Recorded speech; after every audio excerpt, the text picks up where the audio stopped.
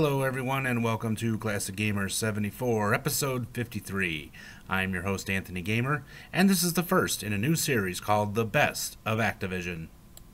Before we get started, some of you are probably thinking, how are you going to pick the best of Activision when pretty much all the games by Activision are great? Well, that's true.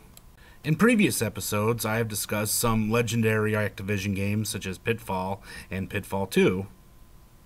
I mean, you could even go as far as to say that the unreleased prototypes by Activision, such as Kabobber and Hardhead, were great games, and some of them weren't even finished. However, this collection that I'm starting today are what I consider the best of the best. So let's get started. Alright, now H.E.R.O, which stood for Helicopter Emergency Rescue Operation, was programmed by John Van Ryzen and was released in 1984. Now, this game was released after the video game Crash, and even though it got rave reviews from fans and critics alike, it was not as big of a success as it probably should have been. It is the opinion of fans and critics alike that had the game, came out years before that, it probably would have been the most successful financially Activision game of all time. Regardless, the game received an average score of 94%, which is probably the highest rating of all Activision games, even surpassing that of Pitfall and Pitfall 2. Alright, so let's get into the game itself, coming directly from the manual.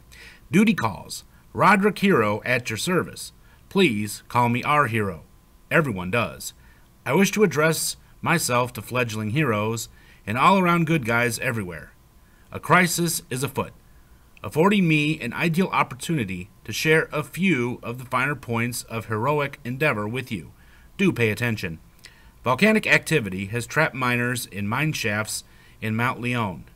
I shall use equipment, some think it rather nifty, of my own invention to help miners no mere mortal can reach.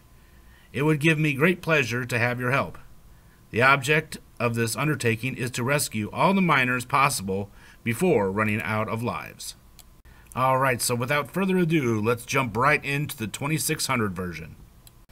Okay, so as you can see, here you are, our hero trying to rescue these miners that are trapped in Mount Leon.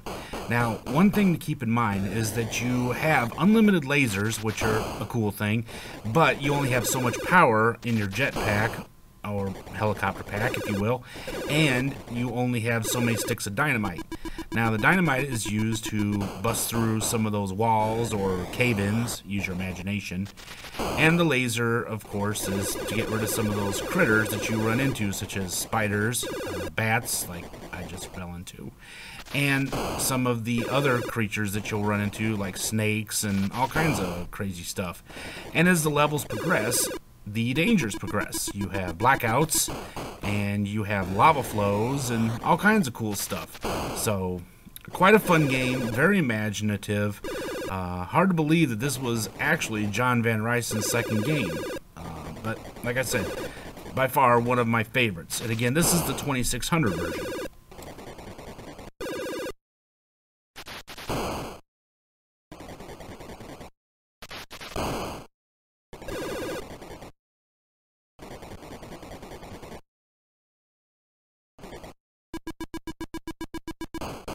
Speaking of John Van Ryzen, that reminds me of today's trivia question.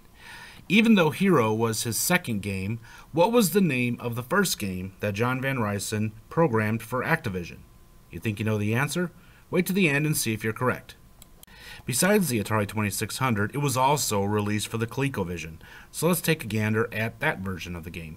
As you can see from this version, it's pretty much the same game, although the graphics have kind of been hyped up a little bit, much like you would expect with the ColecoVision. One advantage I will say that this version has over the 2600 version is that you have access to two buttons. One button for the laser and one for the dynamite, which is kind of convenient as opposed to just having to press down on the joystick and for the dynamite and then press the fire button for the laser. So quite a nice game. Like I said, one thing I love about Activision is that they pretty much keep their games the same across different systems. So, bravo to Activision. And again, this is the ColecoVision version of H.E.R.O. And this is the Atari 5200 version. Now, as you can see, it's quite similar in a lot of ways to the 2600 version. The colors are pretty vibrant, as you would expect them to be on the 5200. And again, you have two buttons, one for the laser and one for the dynamite, like you had in the ColecoVision version. But for those of us that really enjoy the 5200 joystick, which I do, I believe this is the superior version of the game. There was a version that was made for the Atari 8 computer, however, for reasons I can't explain, I can't get it to work. If any of you have gotten it to work, please let me know in the comment section below. And so again, this is the 5200 version.